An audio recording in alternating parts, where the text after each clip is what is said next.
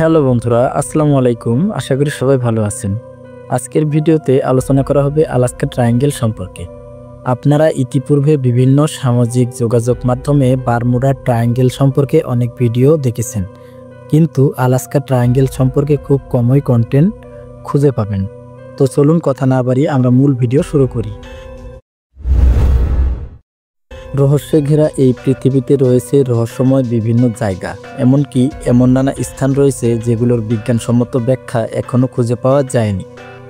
তেমনিভাবেই মানুষের হারিয়ে যাওয়ার জন্য আটলান্টিক মহাসাগরের বারমুডা ট্রায়াঙ্গেল বেশ কুখ্যাত।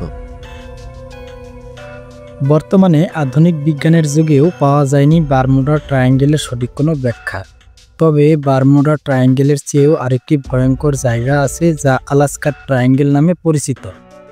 যুক্তরাষ্ট্রের আলাস্কা অঙ্গরাজ্যের অ্যানকরেজ এবং জুনিয়র মাঝামাঝি অবস্থানে আলাস্কা ট্রায়াঙ্গেল অবস্থিত।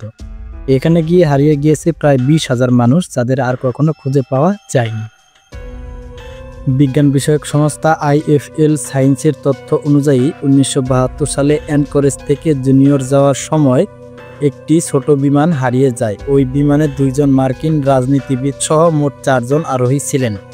হঠাৎ করে বিমানটি হারিয়ে যাওয়ার পর আলাস্কা ট্রায়াঙ্গেল সবার নজরে আসে। বিমানটি খুঁজে পেতে ওই সময় ব্যাপক তল্লাশি চালানো হয়, তবে বিমান এবং আরোহীদের আর কখনো খুঁজে পাওয়া যায়নি। আরোহীদের মধ্যে অন্যতম ছিলেন যুক্তরাষ্ট্রের আইনসভার প্রধান নেতা থমাস হেল হোক এবং আরও ছিলেন যুক্তরাষ্ট্রের সাবেক প্রধানমন্ত্রী কেনেডি হত্যাকাণ্ডের তদন্ত কমিটির সদস্য।